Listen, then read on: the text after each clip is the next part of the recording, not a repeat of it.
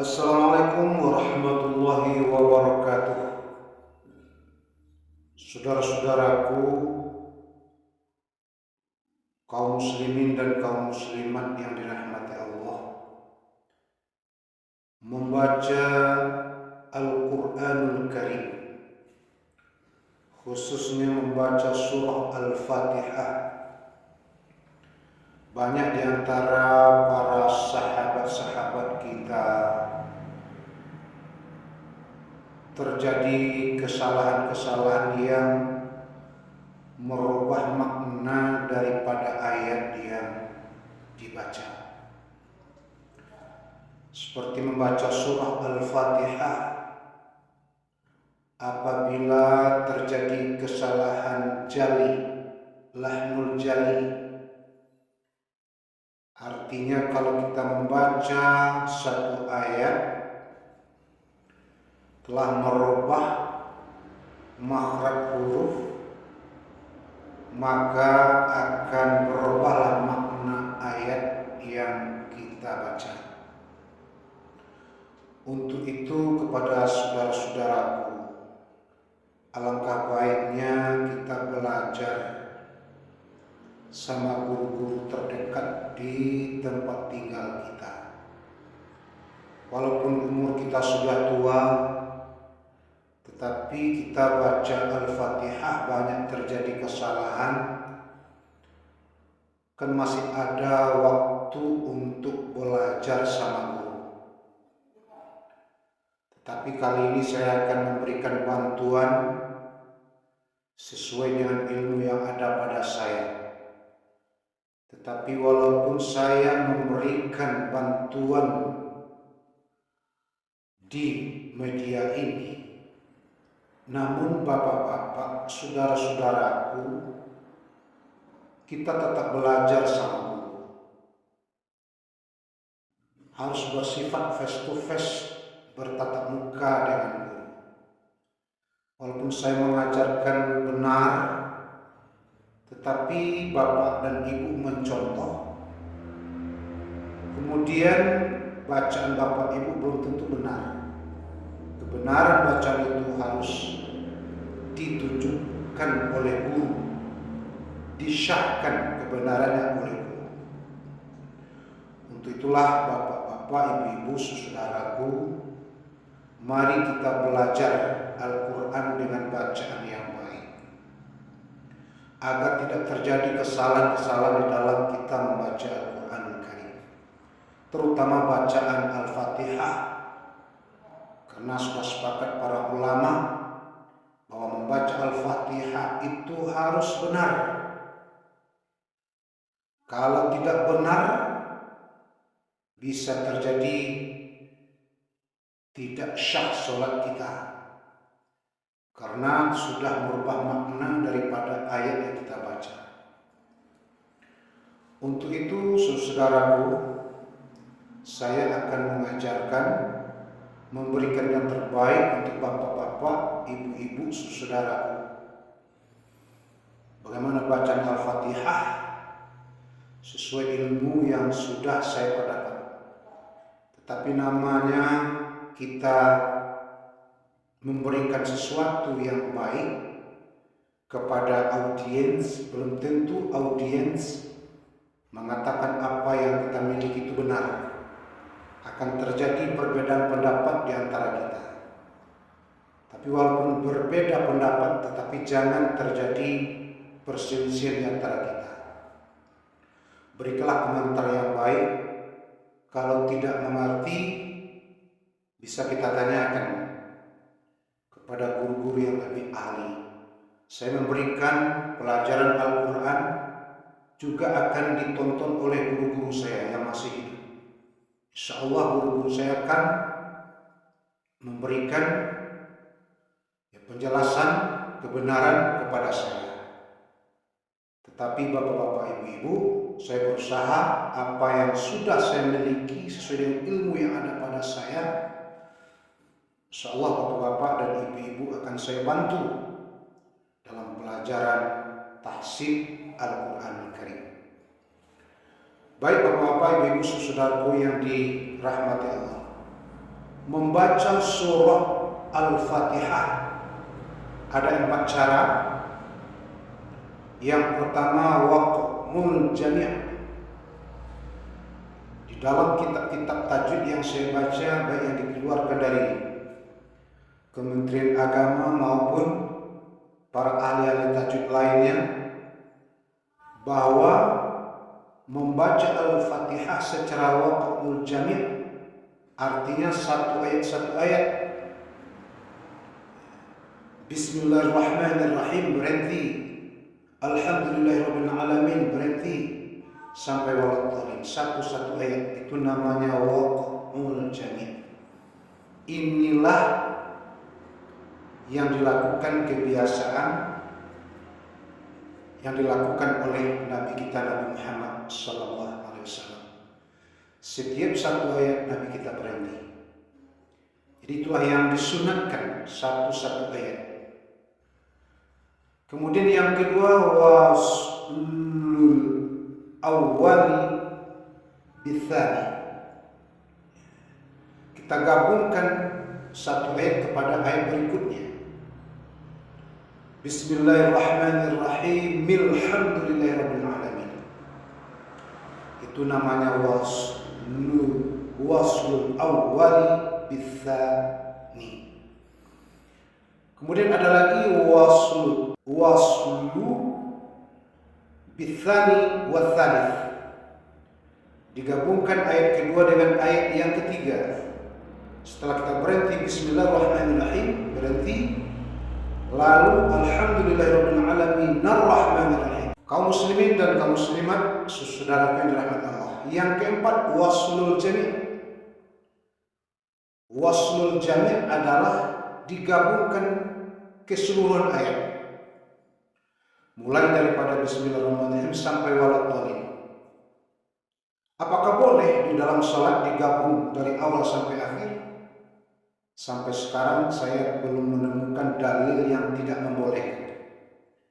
Berarti boleh-boleh saja dari bismillah kita gabung sampai kepada waladhdallin. Tetapi cara membacanya, bapak-bapak, ibu-ibu, jangan terjadi kesalahan.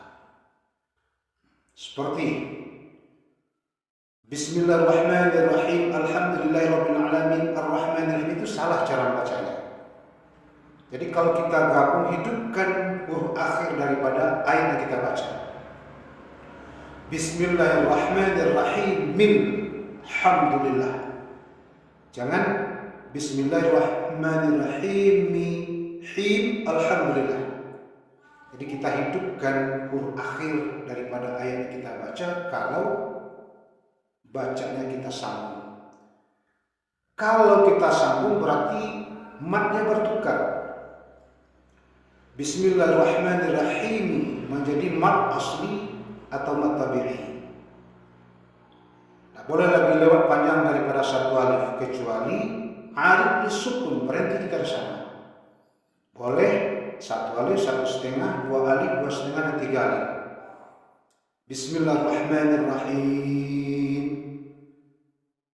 Tapi kalau kita sambung menjadi 1 alif, tidak boleh lewat. Itu cara membacanya. Baik bapak-bapak, ibu-ibu, saudaraku. Kemudian di dalam membaca makharijul huruf kita harus hati-hati. Seperti kita membaca ha, jangan ditukar menjadi ha besar, akan merubah makna ayat yang kita baca. Kemudian membaca lam mati, jelaskan lam, jangan berbaris. Alhamdu, jelaskan alnya. Ada juga sebahagian kecil daripada para imam yang membaca karena cepat alhamdu, atau muqaddimah orang berpidato alhamdu. Kalau berbaris sudah menyalahi arti, sudah menyalahi aturan daripada ilmu tajwid. Alhamdu, jangan dibaca alhamdu. Jadi jelas ha, kemudian jangan sampai menjadi huruf ha besar. Kemudian alhamdulillahi bil alamin. Membaca ba yang bertasydid ini terjadi perbedaan pendapat. Tetapi Bapak Ibu saudaraku, selama saya belajar ilmu tajwid, sudah banyak buku-buku yang saya baca bahwa huruf ba itu adalah huruf syiddah. Hurufnya itu adidu qotobakat syiddah, bukan istitolah. Banyak buku-buku tajwid yang saya baca tetap syiddah baik, bukan istitolah. Nah, bagaimana membaca huruf ba bertasydid? Kalau huruf ba bertasydid kita baca setelah makhraj hurufnya tepat, tidak ada bunyi lagi. Jadi alhamdulillahi rabbil, diam. Rabbil, jangan menjadi istitolah. Berbunyi Rob. Kebanyakan sekarang sebahagian para qari dan qari'ah membaca ba itu diistitolahkan. Di mana dia dapat? Saya pernah bertanya, kenapa saudara mengistitolahkan huruf ba? Katanya karena qari-qari Arab membaca seperti itu. Karena kita baca Al-Quran, Iqra'ul Quran bil hulil Arab. Kita contoh orang Arab baca Al-Quran. Kalau dia mengistitolahkan huruf ba, berarti kita ikuti. Nah, Bapak-bapak, saudara, kalau bagi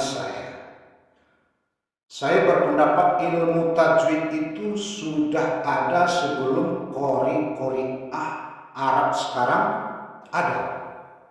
Berarti lebih duluan datangnya. Jadi saya tetap berpendapat huruf ba yang bertasydid itu tetap syiddah, tak ada istitolah. Kalau istitolah itu hanya satu huruf, yaitu huruf dha. Seperti walau berbunyi. Tetapi ba, setahu saya, ilmu saya memang sedikit, belum pernah saya ketemukan dalil-dalilnya yang kuat. Tapi mungkin saja guru saya atau para ahli qiraat menemukan. Tolong juga bantu saya, berikan kiriman masukan. Saya akan menerima masukan kalau apa yang saya ajari ini salah. Saya akan menerima masukan daripada guru-guru dan para ahli tajwid bahwa huruf ba itu syiddah, bukan istitolah. Yang istitolah hanya satu huruf, yaitu huruf dha. Jangan ditambah lagi hurufnya. Ini menurut ilmu saya yang miskin ilmu ini. Jadi membaca alhamdulillahi rabbil alamin. Dijelaskan ana. Ya, jelaskan a, jangan menjadi a. Kalau menjadi a salah lagi maksud ayat. Lahnul jali namanya. Kalau merubah huruf. Jadi alhamdulillahi rabbil alamin. Kalau berhenti boleh satu alif, boleh dua alif, boleh dua setengah alif, boleh tiga alif. Jangan lewat dari tiga alif. Kemudian Bapak-bapak dan saudaraku, membaca Al-Fatihah di dalam sholat apabila kita jadi imam, yang disunahkan itu adalah membaca dengan tartil. Warattilil Qur'ana tartila. Agar lebih mantap tadaburnya, bacalah dengan tartil. Bolehkah kita baca dengan hadap? Boleh. Tidak ada dalil yang melarang. Cepat boleh, tapi jangan menyalahi tajwidnya. Saya contohkan. Bismillahirrahmanirrahim. Alhamdulillahirabbil alamin arrahmanir rahim maliki yaumiddin iyyaka na'budu wa iyyaka nasta'in. Misalnya, cepat ada. Tetapi alangkah baiknya kalau kita jadi imam, bacalah dengan tartil. Bismillahirrahmanirrahim. Alhamdulillahi rabbil alamin. Ar-Rahmanir Bismillahirrahmanirrahim. Itu tartil. Bolehkah dibaca dengan menjawab? Boleh juga, tak ada larangan. Tapi alangkah baiknya lihat situasi makmum di belakang. Kalau makmum menyetujui bacaan menjawab seperti tilawah, Bismillahirrahmanirrahim,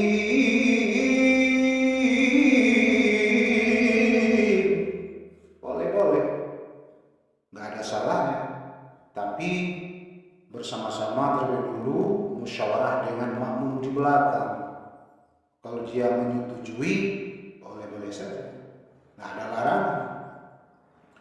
Kemudian bapak-bapak dan saudaraku, kita sebagai seorang imam, sekali lagi saya tegaskan, janganlah kalau kita jadi imam, Al-Fatihah kita sering terjadi kesalahan. Kalau lahnul khafi boleh juga, tapi diusahakan jangan sampai lahnul khafi. Yang paling berbahaya itu adalah lahnul jali, membaca salah bacaan, hurufnya sudah berubah,